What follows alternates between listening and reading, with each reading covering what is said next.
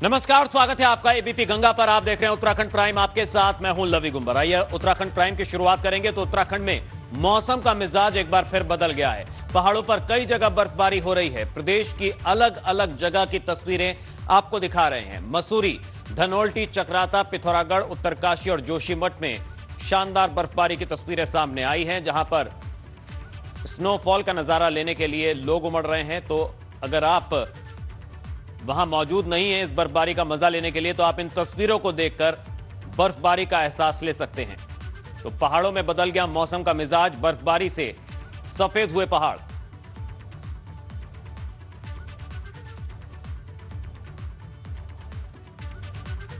तो मौसम के करवट लेने के साथ ही पहाड़ों में बर्फ की चादर बिछी नजर आ रही है। यमुना घाटी के ऊंचाई वाले इलाकों में बर्फबारी हुई है, तो वहीं निचले क्षेत्रों में बर्फबारी की वजह से सर्दी बढ़ गई है।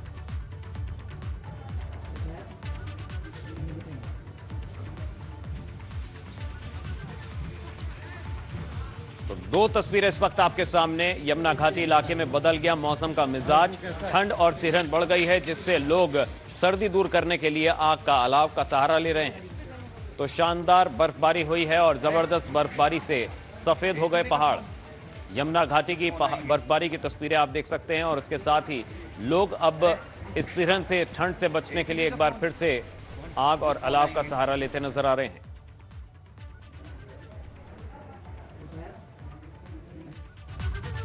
उधर बद्रीनाथ धाम में भी बर्फबारी हो रही है। बर्फबारी के बाद बद्री धाम में हर तरफ बर्फ ही बर्फ नजर आ रही है। हालांकि फिलहाल बद्रीनाथ धाम के कपाट बंद हैं, सिर्फ कुछ ही सुरक्षाकर्मी वहां मौजूद हैं। बद्रीनाथ धाम में पारा गिरने से बद्री धाम में सर्दी बढ़ गई है। तो जोशीमठ, बद्रीनाथ धाम की तस्वीरें इस वक्त आप देख रहे हैं। हालांकि कपाट बंद हैं, लेकिन एक बार फिर वहां बर्फबारी से पारा गिर गया है और सिहरन बढ़ गई है। तो कल भी बर्फबारी हुई थी और आज एक बार फिर स्नोफॉल हुआ है। बद्रीनाथ धाम की ये तस्वीरें इस वक्त आप देख रहे हैं, जहां पर बर्फबारी हो रही है। तो बर्फ की वजह से एक बार फिर ठंड बढ़ गई है। उधर विकास नगर के ऊंचाई वाले इलाकों में भी मौसम का मिजाज बदल चुका है। चक्राता इलाके में बर्फबारी हुई है। सैलानी भी बर्फबारी का लुत्फ उठाने के लिए पहुंचने लगे हैं। बर्फबारी के चलते चक्राता ट्यूनी मोटर में लोखंडी और कोटी कनासर के पास बाधित है। बर्फबारी की वजह से ये मार्ग बाधित हो गए हैं। तो बर्फबारी का नजारा इस वक्त आप देख रहे हैं। दो तस्वीरें आपके सामने, चक्राता, विकास नगर की तस्वीरें, जहां बर्फबारी का मजा लेने के लिए सैलानी उमड़ रहे हैं। सैलानी पहाड़ों का एक बार फिर से रुख कर रहे हैं। तो दूसरी तस्वीर में बेहद शानदार नजारा स्नोफॉल का। तो अगर आप वहां पर बर्फबारी का मजा नहीं ले सकते तो इन तस्वीरों के जरिए बर्फबारी का एहसास जरूर ले सकते हैं। तो लिंक मार्ग बाधित हो गया है बर्फबारी की वजह से।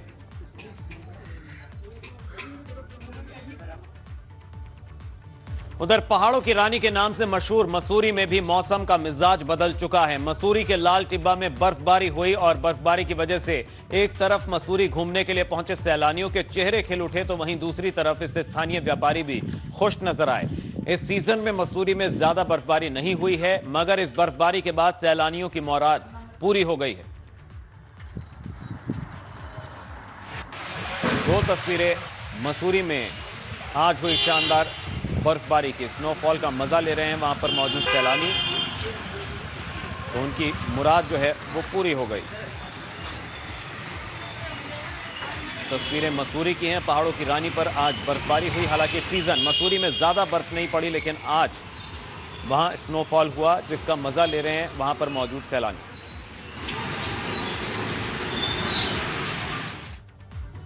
वहीं टिहरी में भी मौसम का मिजाज बदल चुका है। धनौल्टी में बर्फबारी हुई। धनौल्टी पर्यटन के लिहाज से काफी अहम है, इसलिए बर्फबारी से पर्यटन से जुड़े व्यापारी बेहद खुश हैं।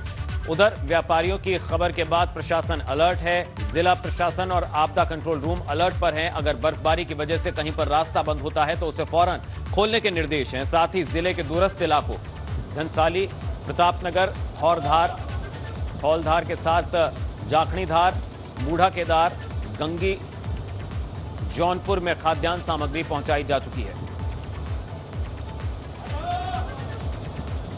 तो कल से ही बर्फबारी जो है वो चल रही है।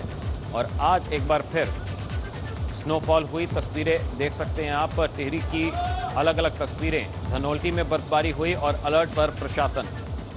तो जबरदस्त बर्फबारी जिससे एक बार फिर मौसम का मिजाज बदल गया है, सिहरन बढ़ गई है। ठंड बढ़ने से तापमान में गिरावट आई है और व्यापारियों के चेहरे इससे जरूर खिल गए हैं क्योंकि पर्यटन बढ़ रहा है।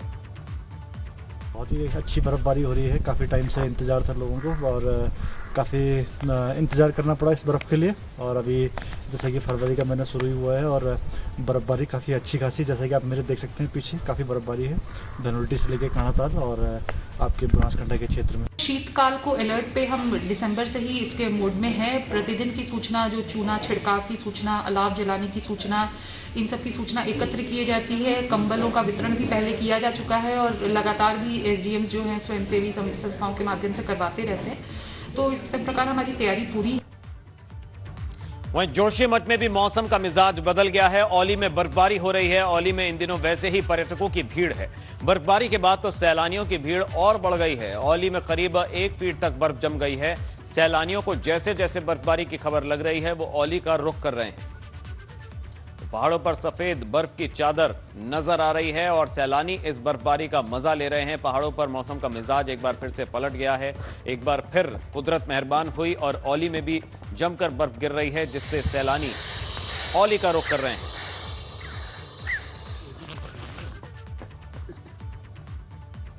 चलिए खबरों में बढ़ेंगे आगे, रुख करेंगे सियासी खबरों का। सीएम त्रिवेंद्र सिंह रावत रुद्रप्रयाग के दौरे पर रहे। अपने दौरे के दौरान सीएम ने सबसे पहले मां काली के मंदिर जाकर पूजा अर्चना की। इसके बाद सीएम ने काली गंगा एक जल विद्युत परियोजना का लोकार्पण किया।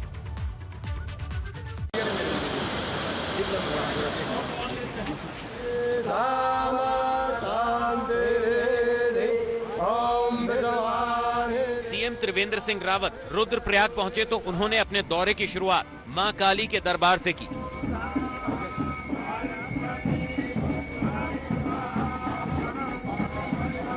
सीएम त्रिवेंद्र रावत कालीमठ मंदिर पहुंचे जहां मुख्यमंत्री ने आधे घंटे तक पूजा अर्चना की। इस दौरान सीएम ने देश की सुख समृद्धि की कामना की।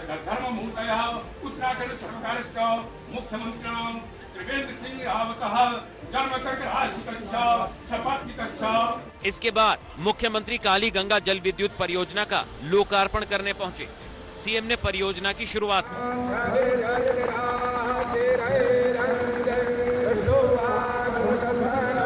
मुख्यमंत्री ने कहा कि 2013 की आपदा के दौरान केदार घाटी में काफी नुकसान हुआ था, मगर अब केदार घाटी इससे धीरे धीरे उबर रही है। 2013 की आपदा के बाद हमारे बहुत बड़ा नुकसान उत्तराखंड में हुआ था, जैसे सब लोगों को जानकारी है। लेकिन बीजेवीएनएल ने अपने बेहतर कुशलता से इस प्रोजेक्ट को आज फिर खड़ा कर दिया है और जिससे हमारी 4 मेगावाट बिजली जनरेट हो रही है। जहाँ इससे हमको ग्रीन एनर्जी मिलेगी, वहीं कुछ लोगों को इससे रोज़गार भी मिलेगा। हमारे पास बिजली होगी तो बिजली से कुछ उद्योग भी चलेंगे, लोगों को अच्छी विद्युत सेवाएं मिलेंगी। 2013 की आपदा के दौरान काली गंगा परियोजना को काफी नुकसान पहुंचा था। परियोजना के अधिकारियों का कहना है कि इसके शुरू होने से इलाके के लोगों को काफी फायदा होगा।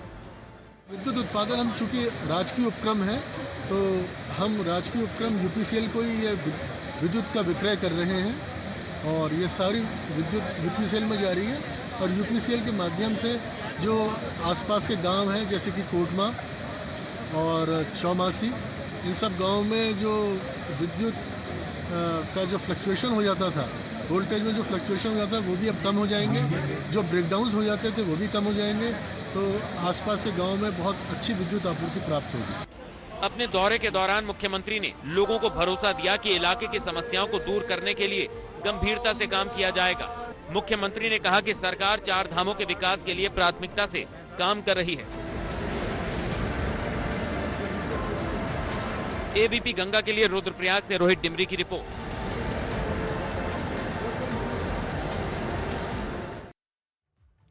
तो अपने दौरे के बाद सीएम त्रिवेंद्र रावत ने प्रेस कॉन्फ्रेंस भी की। इस दौरान मुख्यमंत्री ने कहा कि प्रदेश सरकार सूबे के विकास के लिए पूरी तरह प्रयासरत है। ट्रेन बन रही है, एयर कनेक्टिविटी हो गई है और उधर रोड बन गई है और थोड़ा बहुत रह गई है।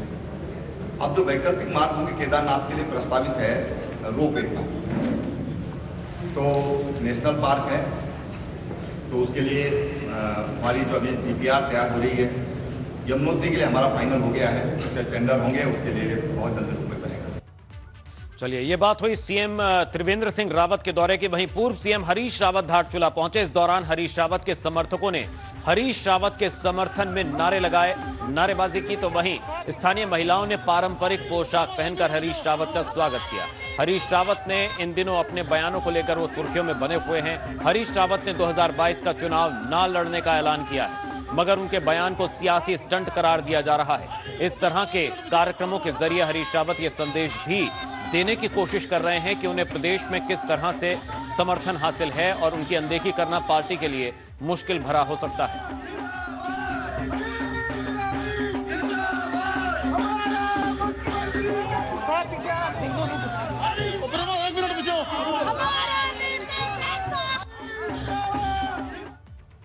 वहीं हरीश रावत के बयान पर भाजपा खूब चुटकी ले रही है। कैबिनेट मंत्री मदन कौशिक ने भी कांग्रेस पर चुटकी ली। तो इसकी प्रॉब्लम है बहुत बड़ी। वहाँ नेता कौन है, एक तो ये प्रॉब्लम है। तो इस प्रॉब्लम के कारण फिर उनको क्या करें। अब आप देखेंगे वहाँ 11 विधायक हैं, 11 ही नेता हैं। पर नेता प्रतिपक्ष को वो काम नहीं करने देना चाहते, प्रदेश अध्यक्ष को संगठन काम नहीं करने देना चाहता। तो वहाँ की प्रॉब्लम अलग टाइप की है। हरिद्वार के बाद शाहनवाज हुसैन रुड़की के पिरान कलियर पहुंचे, जहां उन्होंने साबिर साहब की दरगाह पर चादर चढ़ाई। इस दौरान शाहनवाज हुसैन ने साबिर साहब से देश में अमन और चैन की दुआ मांगी। इस दौरान शाहनवाज हुसैन ने कहा कि वो जब भी रुड़की आते हैं तो पिरान कलियर में चादर जरूर चढ़ाते हैं। आपकी बारगाह आलिया में शाहनवाज साहब दरबार में हुजूर हाजिर खिदमत है मौला।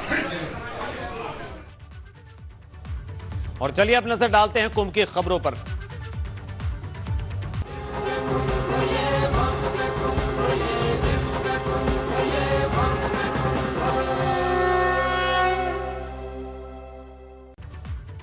तो केंद्र सरकार ने कुंभ के लिए एसओपी तो जारी कर दी है, मगर बड़ा सवाल यह है कि क्या अधिकारी कुंभ के दौरान एसओपी का पालन करा पाएंगे। इसकी परीक्षा 11 और 16 फरवरी को होने जा रही है। स्नान के दौरान भी हो जाएगी। देखिए रिपोर्ट।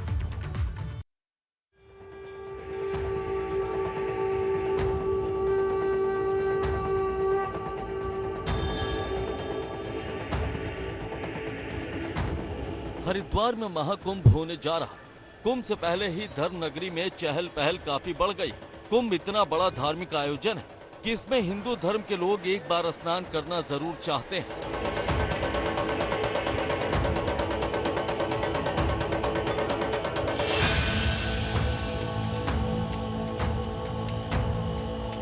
कुंभ की रूपरेखा नहीं हुई, मगर केंद्र सरकार की तरफ से कोविड को लेकर एसओपी जारी कर दी गई। मेला प्रशासन के लिए कुंभ से पहले अपनी तैयारियों को परखने के लिए 2 बड़े मौके हैं। 11 फरवरी को मौनी अमावस्या है और 16 फरवरी को बसंत पंचमी का स्नान है। 14 जनवरी को मकर संक्रांति का स्नान जिला प्रशासन ने बहुत अच्छे से कराया है। इसमें पुलिस और प्रशासन की भूमिका बहुत अच्छी रही है। उसी प्रकार आगे के भी स्नान कराए जाएंगे। इस बीच एसओपी जो भारत सरकार द्वारा जारी की गई है, एक उसका भी एक ट्रायल ये मान लिया जाएगा कि उसका एक ट्रायल हो जाएगा। इस बीच आप देख ही रहे हैं कि जो एसओपी है उसी के अनुरूप जो है हमारे अधिकारी जो हैं और पुलिस के अधिकारी कर्मचारी हैं वो कर रहे हैं। और मैं समझता हूँ कि एक अच्छा स्नान होगा मकर संक्रांति की तरह। इन 2 बड़े स्नान से धर्म नगरी में होने जा रहे श्रद्धालु की कोविड जाँच भी शुरू हो गई। साथ ही मास्क पहनने पर भी पूरा जोर दिया जा रहा है। यहाँ पे कोरोना की जांच हो रही है और हमने जांच करवाई है। अच्छा लगा, बहुत अच्छी बात है।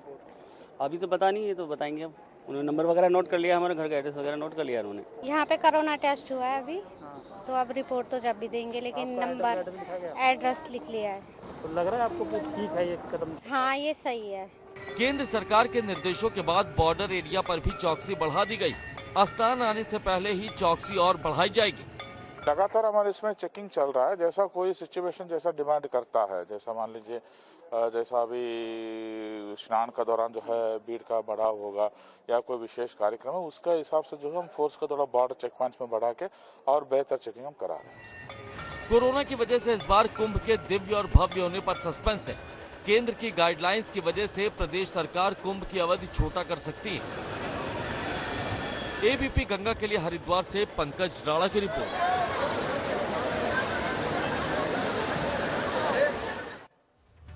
तो कुंभ मेले के दौरान साधु संतों, अखाड़ों और मठ मंदिरों को भूमि मिलना फिलहाल संभव नहीं लग रहा है। आपको बता दें कि कुंभ के दौरान हरिद्वार आने वाले सभी साधु संतों, अखाड़ों और मठ मंदिरों को मेला प्रशासन की तरफ से टेंटों, छावनी और पंडालों के लिए भूमि आवंटित की जाती है, मगर इसके लिए अभी तक ये काम पूरा नहीं हुआ है। केंद्र सरकार की गाइडलाइन से पहले ये आवंटन जनवरी के आखिर तक होना था, लेकिन फिलहाल इसे आगे बढ़ा दिया गया है और अब ऐसा भी माना जा रहा है कि साधु संतों के लिए भूमि आवंटन नहीं होगा। इसके लिए राज्य सरकार ही आखिरी फैसला लेगी। अखाड़ा परिषद के साथ जो है अभी बातचीत चल रही है, मंथन चल रहा है और लगातार समन्वय स्थापित किया जा रहा है। जहाँ तक बात है मतलब अभी आवंटन की तैयारी पूरी कर ली गई है। हर चीज़ हमारे कंप्यूटर में फीड है, ऑलरेडी हमारा सॉफ्टवेयर बना हुआ है। ज़मीन काटने में कोई ज़्यादा देर लगती नहीं, क्योंकि जो दिशा निर्देश है कि 2010 में जिस तरह की आवंटन हुआ था उसी तरह से आवंटन किया जाना, और उतनी ही भूमि पर ऑलरेडी हम लोग अपनी व्यवस्थाएं कर चुके हैं लगभग। वहीं कुंभ को लेकर शहरी विकास मंत्री मदन कौशिक का कहना है कि कुंभ अपने तय वक्त पर होगा और सभी तैयारियां मुकम्मल हैं। हम लोगों ने कोविड की सारी ध्यान में और एसओपी को ध्यान में रखते हुए हम वो तैयारी कर रहे हैं। निश्चित रूप से राष्ट्रपति जी भी आएंगे और अभी तक जो संभावना बनी है राष्ट्रपति जी के भी आने की है, प्रधानमंत्री जी का भी आना चाहिए। हम लोग तो चाहेंगे वो भी आए, गृह मंत्री जी भी आए, हमारे अन्य बड़े लोग भी आए तो आएंगे। कुंभ की जो एक आस्था और परंपरा है उस पर सभी लोग आते हैं। इसी बीच बड़ी खबर का रुख करेंगे। देहरादून से आ रही है बड़ी खबर। छात्रवृत्ति घोटाले में एक और गिरफ्तारी हुई है। इस वक्त की बड़ी खबर, तो आरोपी मानवेंद्र को एसआईटी टीम ने गिरफ्तार किया। इस वक्त की बड़ी खबर, फर्जी खाता खुलवाकर किया था 21.5 लाख का गबन। बड़ी खबर देहरादून से, छात्रवृत्ति घोटाले में एक और गिरफ्तारी। पर्यटन मंत्री सतपाल महाराज अल्मोड़ा के दौरे पर रहे। सतपाल महाराज ने कई योजनाओं का लोकार्पण और शिलान्यास किया। सतपाल महाराज ने कहा कि प्रदेश सरकार पर्यटन को बढ़ावा देने के लिए थीम बेस्ड नए स्थल विकसित कर रही है। मुझे बहुत खुशी हुई कि यहाँ जो लोकल पत्थर को लेकर के यहाँ लगाया गया है उसका समावेश किया गया है आर्किटेक्ट के अंदर, और ये पूरा पर्वतीय शैली के अंदर बना है। ये बहुत ही प्रसिद्ध जगह है, सूर्य का मंदिर है, और हमारा ये प्रयास होगा कि इसको हम मानचित्र पे लाएं। नवग्रह सर्किट में सूर्य केंद्र होता है, तो अतः सारे पर्यटक यहाँ आएंगे और निश्चित रूप में कटारमल में भगवान सूर्य का दर्शन करेंगे। वहीं शहरी विकास मंत्री मदन कौशिक ने हल्द्वानी में अधिकारियों के साथ मीटिंग की। बैठक के दौरान मदन कौशिक ने कहा कि जो भी काम जिला स्तर पर होने हैं उन्होंने तेजी से निपटाया जाए उन्हें, और जो काम शासन स्तर से होने हैं उन्हें शासन के पास भेजा जाए। मदन कौशिक ने कहा कि इस बार के बजट में सरकार गैरसैंण के विकास पर फोकस रखेगी। साथ ही प्रदेश में सड़कों की स्थिति, बिजली और पानी, शिक्षा और स्वास्थ्य पर फोकस रहेगा। खर्चा करने के लिए हम लोगों ने इसकी व्यवस्था की है। गैरसैंण आज आप देखेंगे जो जन भावना है उनके अनुरूप एक आगे बढ़ता हुआ शहर है, और मुझे उम्मीद है कि आने वाले समय में गैरसैंण उत्तराखंड राज्य का एक आधुनिक और सबसे बढ़िया और अच्छा शहर बनेगा। हमारा इस बार का बजट पूरी जनता की अपेक्षाओं पर खरा उतरने वाला बजट रहेगा। आम लोगों को राहत देने वाला बजट रहेगा। अंतिम छोर पर बैठे हुए व्यक्ति तक हमारी योजनाओं पहुंचे, इस प्रकार बजट में सारी व्यवस्था। उधर खटीमा में एकलव्य जनजातीय आवासीय स्कूल के निर्माण में घटिया सामग्री के इस्तेमाल की बात सामने आ रही है। शिकायत के बाद अनुश्रवण समिति के अध्यक्ष निरीक्षण के लिए पहुंचे। इस दौरान उन्होंने विद्यालय की निर्माणाधीन बिल्डिंग में घटिया निर्माण सामग्री लगाए जाने पर नाराजगी जताई। उन्होंने अगले आदेश तक भुगतान रोकने और निर्माण सामग्री की जांच के आदेश दिए। वहीं बागेश्वर में डीएम ने तहसील परिसर में औचक निरीक्षण किया। डीएम के औचक निरीक्षण से तहसील के कर्मचारियों में हड़कंप मच गया। इस दौरान डीएम विनीत कुमार ने कर्मचारियों से तहसील से जुड़े कामों के बारे में पूछताछ की। तो डीएम ने राजस्व वसूली और महिला उत्पीड़न से जुड़े मामलों पर तत्परता से काम करने के निर्देश भी दिए। और इसी के साथ उत्तराखंड प्राइम में अभी बस इतना ही। आगे देखिए सुनो यूपी मेरे सहयोगी अवधेश के साथ। नमस्कार।